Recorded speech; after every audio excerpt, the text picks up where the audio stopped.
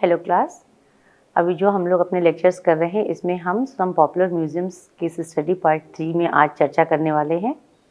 भारत कला भवन बनारस हिंदू यूनिवर्सिटी की और राष्ट्रीय मानव संग्रहालय मध्य प्रदेश के बारे में चर्चा करेंगे। ये तीसरा लेक्चर है। इसके पहले हम ब्रिटिश म्यूजियम और लूवरे म्यूजियम के बारे में बात कर चुके हैं और इंडियन म्यूजियम कोलकाता और नेशनल म्यूजियम के बारे में बात कर चुके हैं। आज इस लेक्चर का जो तीसरा पार्ट है इसमें हम भारत कला भवन बनारस हिंदू यूनिवर्सिटी के यूनिवर्सिटी म्यूजियम के बारे में बात करने वाले हैं। भारत कला भवन जो म्यूजियम है वो largest university museum of Asia कहा जाता है। 14 गैलरीज हैं इसके पास, 1.25 लाख से ज़्यादा ऑब्जेक्ट्स हैं और जो ऑब्जेक्ट हैं वो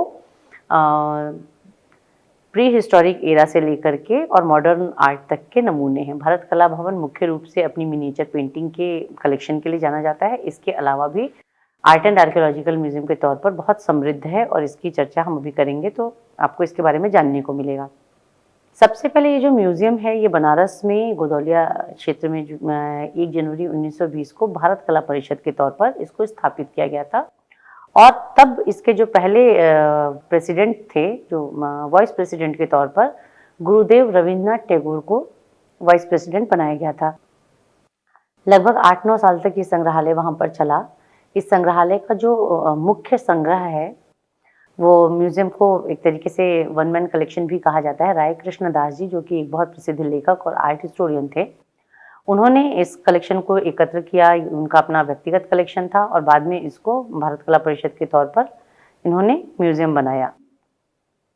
बाद में इसको नागरी प्रचारणी सभा के तहत शिफ्ट किया गया था और भारत कला भवन नाम दिया गया था और इसके बाद के समय में ये काशी हिंदू विश्वविद्यालय के परिसर में आ गया और इसकी जो वर्तमान जो बिल्डिंग है उसको 1950 में उसकी फाउंडेशन स्टोन तत्कालीन प्रधानमंत्री जवाहरलाल नेहरू के द्वारा की गई थी और आज ये संग्रहालय जो है बहुत अच्छे तरीके से अपने 14 गैलरीज के और 1.25 लाख के कलेक्शन के साथ बहुत अच्छे तरीके से रन कर रहा है। और ये यूनिवर्सिटी म्यूजियम है, इसके बावजूद ये राष्ट्रीय महत्व के संग्रहालयों में गिना जाता है और नेशनल इम्पोर्टेंस की म्यूजियम के तौर पर देखा जाता है। भारत कला भवन में जो हमने बात की है कि 14 गैलरीज हैं और सेक्शंस डिवाइडेड हैं। 14 गैलरीज की अगर हम बात करें तो central exhibition hall, painting gallery, Malviya gallery, Nicholas Roerich gallery और स्कल्पचर गैलरी, निधि गैलरी, इसके अलावा textile gallery, coin gallery, literary gallery, metal की गैलरी है, डेकोरेटिव आर्ट की गैलरी है, बनारस गैलरी है। एलिज़ाबेथ जो स्विस आर्टिस्ट थे उनकी एक गैलरी है जिसमें उनका कलेक्शन और क्रिएशन दोनों रिप्रेजेंट किया गया है। और इसके अलावा फ्रेड पिन और महेंद्रनाथ गुप्त विथी का जो है ये उन लोगों के द्वारा डोनेटेड ऑब्जेक्ट्स की गैलरी है और स्कल्पचर, पेंटिंग, क्वाइंस, टेक्सटाइल, सबका अच्छा कलेक्शन भारत कला भवन के पास देखने को मिलता है। म्यूजियम के बारे में जो बात है वो ये है कि भारत कला भवन लार्जेस्ट यूनिवर्सिटी म्यूजियम माना जाता है। सेंट्रल इम्पोर्टेंस का म्यूजियम है। प्री हिस्टोरिक एरा से लेकर मॉडर्न एरा तक के इनके पास ऑब्जेक्ट्स हैं और मुख्य रूप से अपनी मिनिएचर पेंटिंग्स के लिए जाना जाता है। लेकिन अगर इसके कुछ मुख्य कलेक्शन की बात करें तो वाराणसी, जो आदि वाराणसी क्षेत्र है, उसका जो एक्सकेवेशन हुआ है, राजघाट का जो एरिया है बनारस का, वहाँ से एक्सकेवेटेड मटेरियल में, जैसे कि आप अपने स्क्रीन पे देख पा रहे होंगे, गोवर्धनधारी कृष्ण की जो मूर्ति है गुप्त पीरियड की, ये राजघाट एरिया से मिली है। बहुत चित्र में आप नहीं समझ पा रहे हैं पर ये बहुत बड़ी मूर्ति है, एक अच्छी खासी बड़ी मूर्ति है और सेंट्रल एग्जीबिशन हॉल में इसको रिप्रेजेंट किया गया है। कृष्ण का बाल रूप है, गले में बगनखा वाला, जो आज भी बच्चों को ताबीज पहनाया जाता है, नजर न लगे छोटे बच्चों को पहनाते हैं, वो पहने हुए हैं और बहुत ही सुंदर मूर्ति में प्रस्तुतिकरण हुआ है। बहुत ही मतलब इसको मास्टरपीस ऑफ भारत कला भवन में रखा जाता है। इसके अलावा दूसरी जो मूर्ति आप देख पा रहे हैं प्रसादिका की, कुषाण पीरियड की मथुरा के लाल चित्तीदार पत्थर से बनी हुई मूर्ति है। जो प्रसादिका है उसके चेहरे के भावों को बहुत सुंदर तरीके से प्रस्तुत किया गया। आप देख सकते हैं मुस्कुरा रही हैं और सिर पे जो टोकरी है और इस तरीके से, तो इनको ब्यूटिशियन के तौर पर पहचाना जाता है और इस मूर्ति को म्यूज़ियम में लाने की भी बड़ी इंटरेस्टिंग स्टोरी रही।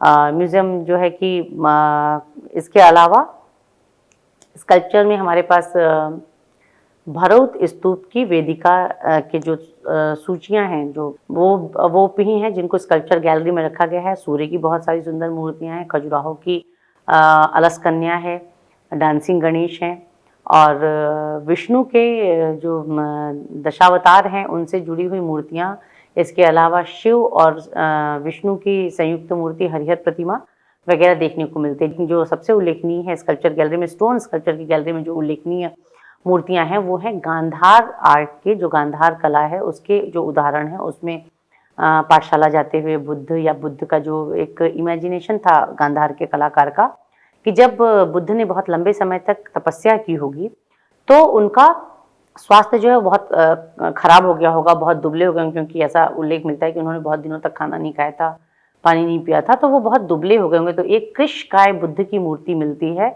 जिसके चेहरे को देखकर ही ये समझ में आता है कि तपस्या के बाद से बहुत दुबले हो गए हैं, बहुत बीमार जैसा प्रेजेंटेशन करके, कि वो कृष्णकाय बुद्ध को प्रस्तुत किया गया है कि जो बुद्धत्व की प्राप्ति होती है जिस समय में, जिस कठोर तपस्या के बाद से, तो उस समय तत्काल में गौतम बुद्ध किस तरह के दिखते होंगे, ऐसा गांधार के कलाकार ने एक कल्पना करके मूर्ति बनाई है। वो मूर्ति भारत कला भवन में देखने को मिलती है।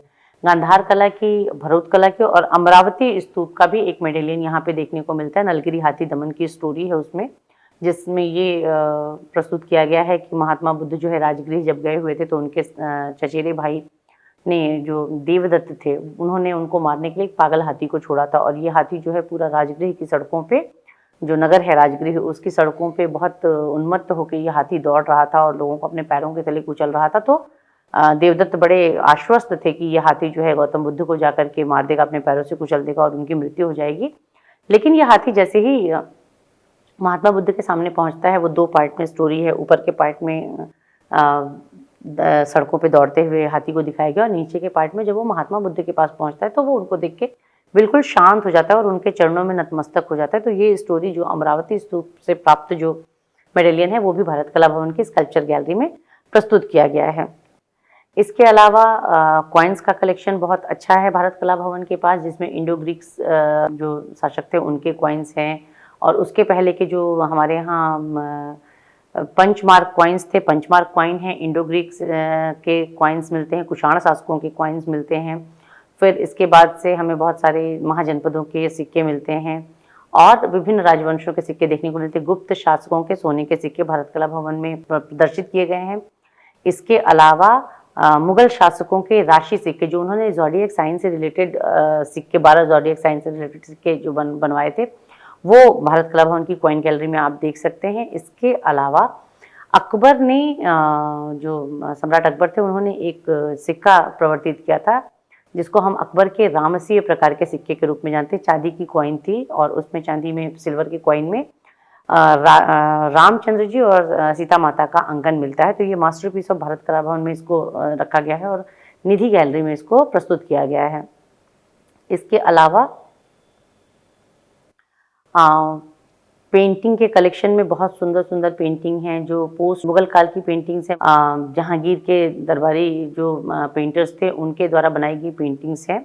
वहाँ बसावन और मिस्किन वगैरह के द्वारा बनाई गई मिनीचर पेंटिंग्स भी भारत कला भवन के पेंटिंग कलेक्शन में देखने को मिलती हैं। इसके अलावा पहाड़ी जो पोस्ट मुगल एरा है उसमें जो पहाड़ी पेंटिंग्स हैं, जो बसौली, कांगड़ा और इस तरह की जो पेंटिंग्स हैं, जो गीत गोविंद की सुंदर सुंदर पेंटिंग्स हैं, बहुत सुंदर रंगों का प्रयोग किया गया है, बहुत महीन पेंटिंग्स की गई हैं और फेशियल एक्सप्रेशन बहुत उभर के आते हैं। तो वो सारी पोस्ट मुगल एरा की पेंटिंग्स भी। और इसके अलावा मॉडर्न पेंटर्स में मकबूल फिदा हुसैन की, यामिनी रॉय की, इन लोग की पेंटिंग्स भी पेंटिंग गैलरी में आपको देखने को मिलेगी। निधि गैलरी एक निधि गैलरी, जैसा कि नाम से ही आपको समझ में आ रहा है कि बहुत ही वैल्यूएबल जो ऑब्जेक्ट्स हैं उसको निधि गैलरी के अंदर रखा गया है। निधि गैलरी में गुप्ता गोल्ड कॉइन्स आपको मिलेंगे, राजघाट से मिली हुई जो रिपोजी टेक्निक से बनी हुई सोने का टुकड़ा है जिस पर रिपोजी टेक्निक से यक्ष की मूर्ति बनाई गई है। बहुत ही महीन और सुंदर बीड्स जो उस समय में ऑर्नामेंट्स के लिए यूज़ किए जाते थे। मुगल बादशाहों के पीढ़ी दर पीढ़ी एक दूसरे को उन्होंने जो दिया था, एक रूबी का बड़ा सा टुकड़ा है जिसपे कि मुगल बादशाहों के नाम अंकित हैं, जो उनको उत्तराधिकार में मिलता था, जो कि उनको विरासत के तौर पर दिया जाता था। ये जहांगीर का प्याला है और श्रीनाथ जी का हार है। इस तरीके से करके बहुत सुंदर सुंदर ऑब्जेक्ट्स हमको देखने को मिलते हैं वहाँ पे। और हर गैलरी से कुछ ना कुछ नया और कुछ ना कुछ ऐसा मिलता है, जैसे कि तिमिंगल जातक की जो भरूच स्तूप की सूचिका जो मिलती है तिमिंगल जातक से, तिमिंगल जातक की स्टोरी उस पे है और वहाँ पे ब्राह्मी लिपि में वो लिखा हुआ मिलता है कि तिमिंगल जातक की स्टोरी इस पे डिपिक्ट की गई है। और पेंटिंग गैलरी के बारे में बात होगी, निधि गैलरी के बारे में बात होगी, कॉइन्स के बारे में हमने बात कर लिया। टेक्सटाइल में बहुत सुंदर बनारसी ब्रोकेट का कलेक्शन है भारत कला भवन के पास। इसके अलावा भारत कला भवन का जो लिटरेरी सेक्शन है उसमें बनारस के जितने भी साहित्यकार रहे, चाहे वो भारतेंदु हरिश्चंद्र हों, चाहे वो जयशंकर प्रसाद जी रहे हों, धनपत राय, मुंशी प्रेमचंद, और उस मतलब जो एरा थी उस समय के जितने भी चर्चित और बड़े जो लेखक हुए, जो हिंदी साहित्य के विकास में जिनका महत्वपूर्ण योगदान माना जाता है, इन सभी साहित्यकारों के हस्तलिखित दस्तावेज जो हैं वो भारत कला भवन वाराणसी में उनके अपने लेटर्स, उनके कम्युनिकेशन के लिए जो उन्होंने लेटर्स यूज़ किए हैं, जो उनकी अपनी जो भी कलाकृतियाँ हैं, उनके जो फर्स्ट हैंड ड्राफ्ट हैं, जो उन्होंने हैंड रिटन बना के जो मैन्युस्क्रिप्ट तैयार किए थे, ये सभी भारत कला भवन के गैलरी में देखने को मिलते हैं। इसके अलावा फ्रेडपिन कलेक्शन है। फ्रेडपिन ने अपना पर्सनल कलेक्शन भारत कला भवन को डोनेट किया है, जिसमें उनके जो कलेक्शन है उसमें मैप्स हैं, बुक्स हैं, पाम लीफ मैन्युस्क्रिप्ट्स हैं, और मैन्युस्क्रिप्ट्स को तैयार करने के लिए जो भी इक्विपमेंट्स यूज़ किए जाते थे, तरह तरह के जो नुकीले निब्स होते थे, स्याही प्रयोग में लाई जाती थी। इसके अलावा फ्रेडपिन के कलेक्शन में बहुत बड़े पैमाने पर वो ऑटोग्राफ हैं, बहुत सारे, मतलब ब्रिटिश रानी विक्टोरिया का है और बहुत सारे प्रिंस और प्रिंसेसेस के उनके पास सिग्नेचर थे, जो कि वहाँ पे डिस्प्ले में देखने को मिलते हैं। इसके अलावा भारत कला भवन में मालवीय जी की एक गैलरी है। जैसा कि हम जानते हैं कि बनारस हिंदू यूनिवर्सिटी को महामना मालवीय जी ने स्थापित किया था, तो उनके ऑनर में भारत कला भवन में एक गैलरी है, जिसके अंदर महामना मालवीय जी की बनारस हिंदू यूनिवर्सिटी के कैंपस में रहते हुए उन्होंने जिन चीज़ों को यूज़ किया था उसको महामना गैलरी में प्रस्तुत किया गया है, जिसमें महामना जी के द्वारा पहने गए वस्त्र हैं, उनके खड़ाऊ हैं, उनका डेंचर है, वो भगवत गीता का नियमित रूप से पाठ करते थे तो उनकी भगवत गीता है। इसके अलावा उनके द्वारा संपादित किए गए बहुत सारे जो समाचार पत्र पत्रिकाएँ थीं उनके बारे में, और उनके और महात्मा गांधी के साथ के कुछ फोटोग्राफ्स हैं, कुछ उनके अनुभव और कुछ उनके मतलब क्षणों को फोटोग्राफ्स के माध्यम से भी इस गैलरी में प्रस्तुत किया गया है। इसके अलावा मॉडर्न पेंटिंग्स बहुत सारी हैं। यहाँ पे आप स्क्रीन पे डिफरेंट जो गैलरीज हैं भारत कला भवन की, उनके चित्र आपको दिखलाई पड़ रहे हैं। भारत कला भवन वाराणसी जो है वो अपने दर्शकों को बहुत तरह की सुविधाएं प्रदान करता है, जिसमें से कि पहले तो सेल्स काउंटर और टिकट काउंटर है, जहाँ से टिकट मिल सकता है। इसके अलावा म्यूजियम की रेप्लिकाज जो हैं उनके काउंटर पर अवेलेबल होती हैं सेल के लिए। भारत कला भवन की मिनीचर पेंटिंग्स के ब्लॉक प्रिंट वहाँ पर मिलते हैं आपको। इन्फॉर्मेशन काउंटर है, जहाँ से सूचनाएं, भ्रमण से संबंधित जरूरी सूचनाएं दी जाती हैं। पीने का पानी, क्लॉक रूम है, library for serious visitors and researcher है, रेस्ट रूम है। स्कूल के बच्चों के लिए अलग से सुविधाएं प्रदान करते हैं और उनके लिए टूर वगैरह कंडक्ट करते हैं। गैलरी टूर्स की व्यवस्था की जाती है। इमरजेंसी एग्जिट भी है यहाँ पर। सेमिनार हॉल है, सेंट्रल एग्जीबिशन हॉल है, जिसमें time to time temporary exhibitions का आयोजन किया जाता है। इस तरीके से भारत कला भवन वाराणसी जो है एक बड़े यूनिवर्सिटी म्यूजियम के तौर पर, अच्छा ये जो म्यूजियम है यूनिवर्सिटी म्यूजियम, इसका मुख्य उद्देश्य जो है, प्राइमरी जो इसका उद्देश्य है वो है अपने कैंपस में जो स्टूडेंट्स हैं, जो विषय के लोग हैं, जानकार हैं, पढ़ने वाले हैं, शोध छात्र छात्राएं हैं, उनको सुविधाएं प्रदान करना। इसके अलावा ये संग्रहालय बड़े पैमाने पर दर्शकों को आकर्षित करता है और सीरियस विजिटर्स भी यहाँ पूरे साल आते रहते हैं। दूसरा जो हमारा संग्रहालय है ये है इंदिरा गांधी राष्ट्रीय मानव संग्रहालय भोपाल, जिसे हम म्यूजियम ऑफ मैनकाइंड के नाम से भी जानते हैं या नेशनल म्यूजियम ऑफ मैन के नाम से भी जानते हैं। ये संग्रहालय जो है भारत का सबसे बड़ा एंथ्रोपोलॉजिकल म्यूजियम है। नेशनल म्यूजियम ऑफ मैनकाइंड के नाम से इसको जाना जाता है। Government of ministry of culture और गवर्नमेंट ऑफ इंडिया के कोलैबोरेशन में ये 1977 में एक म्यूजियम के तौर पर स्थापित किया गया था दिल्ली में, जिसको बाद में इसकी जो प्रेजेंट लोकेशन है श्यामला हिल्स एरिया जो भोपाल का है, वहाँ पर इसको शिफ्ट किया गया। तो प्रेजेंट लोकेशन पर ये 1979 में शिफ्ट किया गया।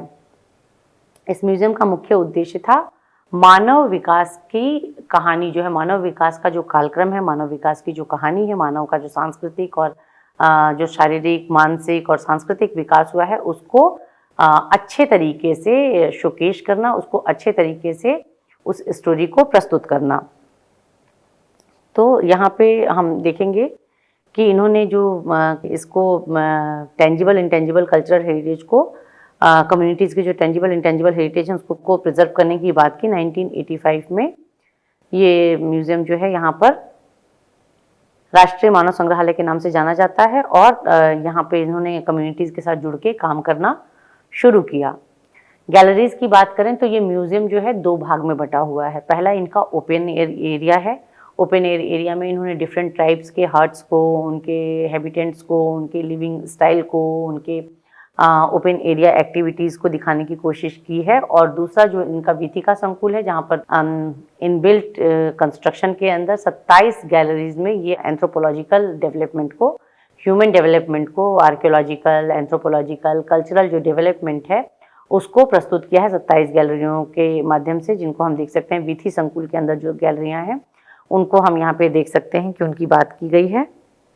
और इसमें हम ह्यूमन बायोकल्चरल इवोल्यूशन है और तरह तरह के जो इवोल्यूशंस हुए हैं, जो कल्चरल डेवलपमेंट हुआ है और ह्यूमन जो कल्चर है उसको जैसे रिप्रेजेंट करेंगे तो हमको ड्रेस, ऑर्नामेंट्स, यूटेंसिल्स और किचन सेटअप और मास्क, जो ट्राइब्स हैं उनके जो रिचुअल्स होते हैं उसमें बहुत तरह की चीज़ों का प्रयोग किया जाता है। तो मास्क खास करके इंडियन ट्राइब्स में बहुत ज़्यादा देखने को मिलता है। तो मास्क वगैरह को प्रस्तुत करना, उनका जो फोक आर्ट ट्रेडिशन से रिलेटेड चीज़ें हैं, उनके जो परफॉर्मिंग आर्ट ट्रेडिशन से जो चीज़ें जुड़ी हुई हैं उनको सबको रिप्रेजेंट करना। इसके अलावा म्यूजियम के जो वीथी संकुल है, वीथी संकुल के अंदर एक विजुअल स्टोरेज भी है। विजुअल स्टोरेज जहाँ पे एंथ्रोपोलॉजिकल ऑब्जेक्ट्स को विजुअल स्टोरेज में रखा गया है। इसके अलावा ओपन एयर में इन लोगों ने बहुत सारी चीज़ों को प्रस्तुत किया है। अलग अलग जो ट्राइब्स हैं उन ट्राइब्स के हट्स बनी हुई हैं।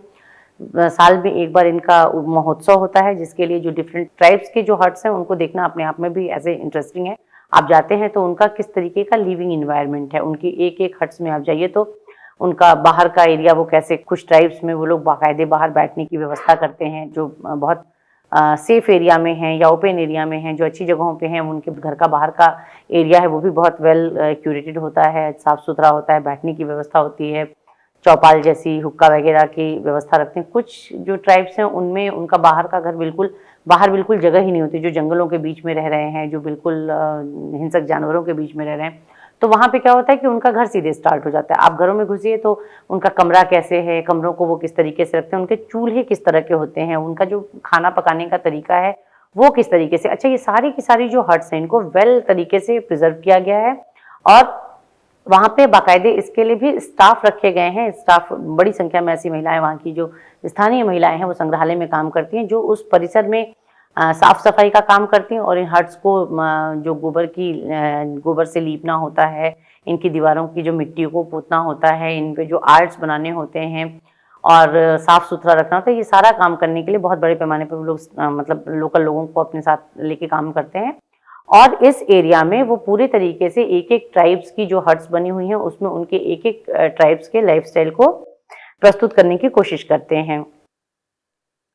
म्यूजियम्स का जो वीथी संकुल है, वीथी संकुल की जब हम शुरुआत करते हैं तो सबसे पहली जो फर्स्ट और सेकंड गैलरीज हमको मिलती हैं उसमें ह्यूमन रेस, जो नेशनली इंटरनेशनली जो मानव जाति का विकास हुआ है, जो हमको डिफरेंट एराज में, जो आर्कियोलॉजी के डिफरेंट एराज हैं उसमें हमको जो डिफरेंट तरीके के ह्यूमंस मिलते हैं, निएंडरथॉल है या जो और बाकी सब जो है होमोसेपियंस तक जब जो ये डेवलपमेंट आता है तो वो डिफरेंट ह्यूमन रेसेस से होते हुए आता है। तो उसके बारे में वहाँ पे चर्चा की गई है कि कौन से एज में, जैसे स्टोन एज में कौन से मानव थे, उसके बाद के एजेस में कौन से लोग थे, उनका जो फिजिकल और जो ब्रेन का डेवलपमेंट हो रहा है वो किस तरीके से हो रहा है, कैसे कैसे वो एक एक स्टेज अपना एक एक जो माइलस्टोन क्रॉस करते जाते हैं, एक एक स्टेज आगे आते जाते हैं। आगे चल के फिर कल्चरल डेवलपमेंट और ग्रोथ पे बात होती है। फिर उसके आगे के जो खंड हैं उसमें अलग अलग ट्राइब्स के जो कम्युनिटी का उनका लाइफ है, उनका रहने का तरीका है।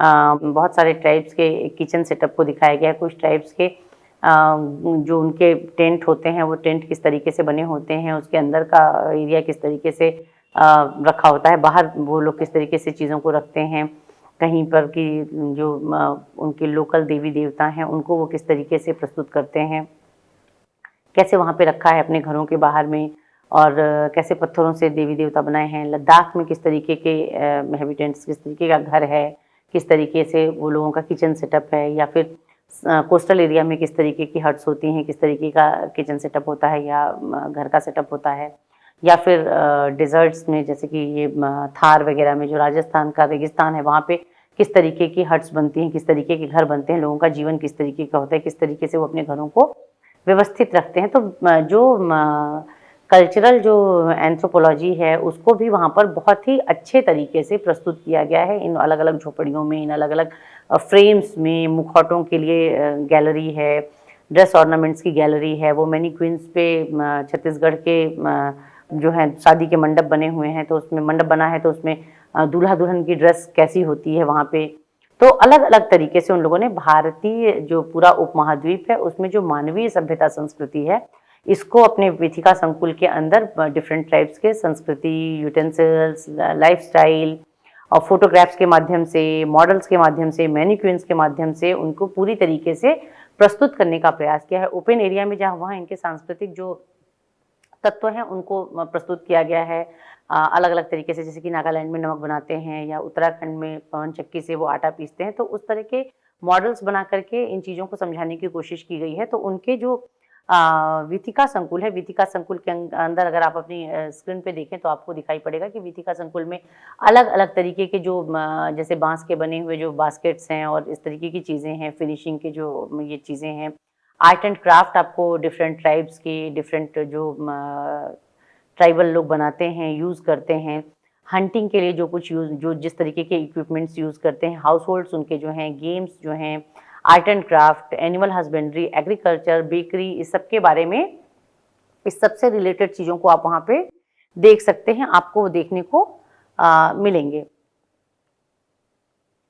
म्यूज़ियम अपने आप में बहुत बड़ा है, कई एकड़ में फैला हुआ म्यूज़ियम है और ओपन एयर जो इनका है इसमें बहुत तरीके की एक्टिविटीज़ होती हैं। साल में एक बार ये ट्राइबल्स का महोत्सव भी करते हैं, उनको अपने यहाँ आमंत्रित करते हैं। उनकी जितनी भी झोपड़ियाँ हैं वो सभी लोग अपनी-अपनी झोपड़ियों में रहते हैं और फिर अपना महोत्सव करते हैं। तो उनकी जो उनका खान-पान है, उनका पहनावा-ओढ़ावा है, उनकी संस्कृति है, जो उनका परफॉर्मिंग आर्ट्स है, वो वहाँ पे उस दौरान दर्शकों के लिए वो सभी कुछ उपस्थित किया जाता है और दर्शकों को उस दौरान इंटरैक्शन का और उनको और अच्छे तरीके से समझने का मौका मिलता है।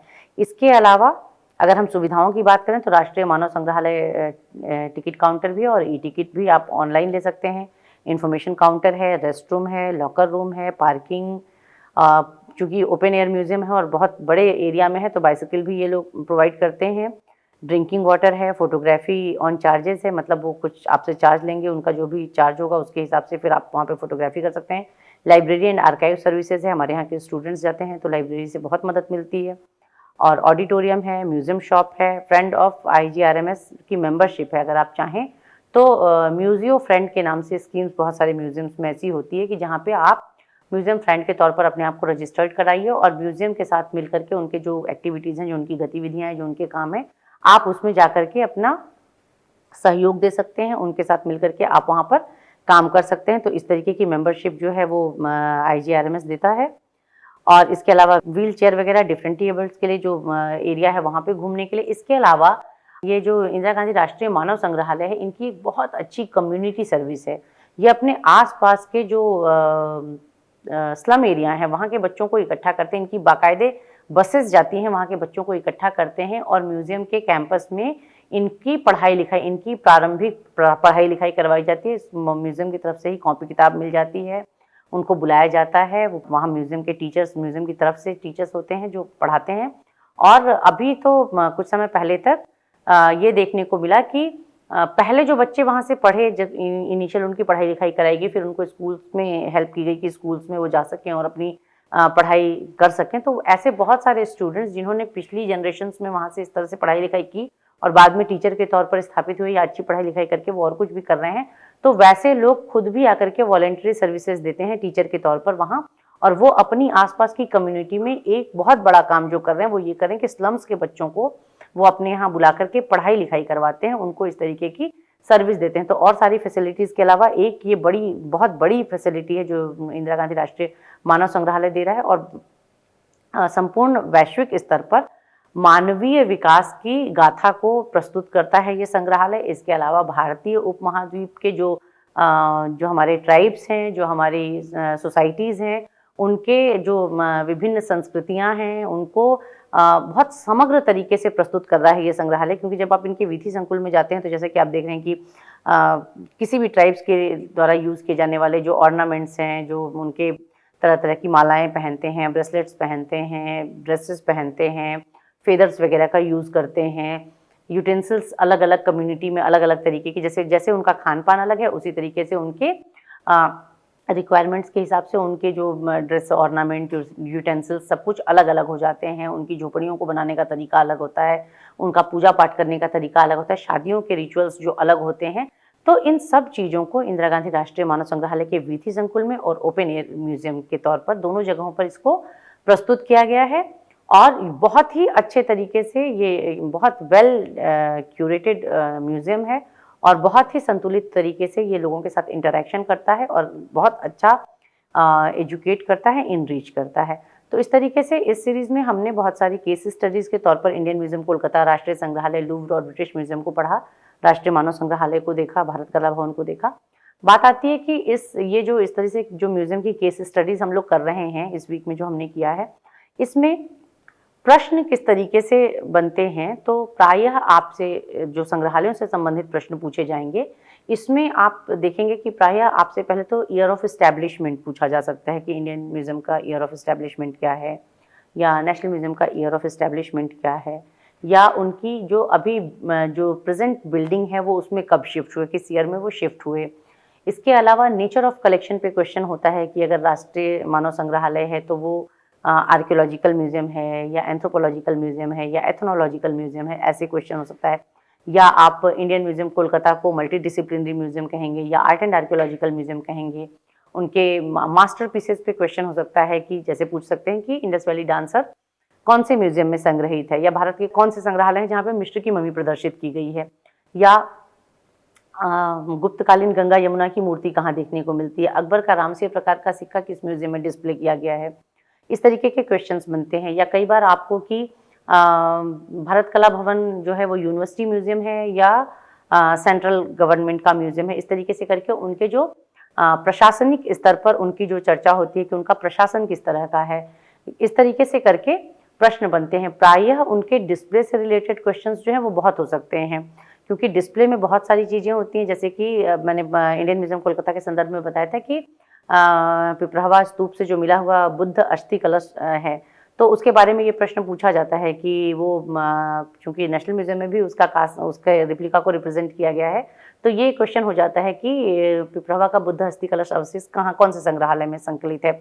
इंडियन म्यूजियम और नेशनल म्यूजियम दोनों को वहाँ पे वो ऑप्शन में दे सकते हैं, MCQ में वो दोनों के उसमें आ सकता है। तो इस तरीके से करके ये जो प्रश्न हैं, और हमारे कोर्स में भी जो MCQ बनाए जाएंगे या जो आपसे प्रश्नों की चर्चा होगी असाइनमेंट्स पे, तो इस तरीके के प्रश्न आपसे पूछे जा सकते हैं। तो year of establishment, year of establishment of the building, और नेचर ऑफ कलेक्शन, और मास्टर पीसेस जो हैं, और फैसिलिटीज़ के बारे में, जैसे कि नेशनल म्यूजियम ने टेक्टाइल को इंट्रोड्यूस किया है, ये एक नया प्रयास है भारतीय संदर्भ में, तो वो पूछ सकते हैं कि अनुभव गैलरी है क्या, या टेक्टाइल गैलरी किस म्यूजियम में है, या कहाँ पर विजुअली चैलेंज्ड के लिए अलग से एक गैलरी बनाई गई है। इस तरह के प्रश्न जो है हमारे इस विषय में और इस तरह के केस स्टडीज़ में आराम से पूछे जा सकते हैं। Thank you.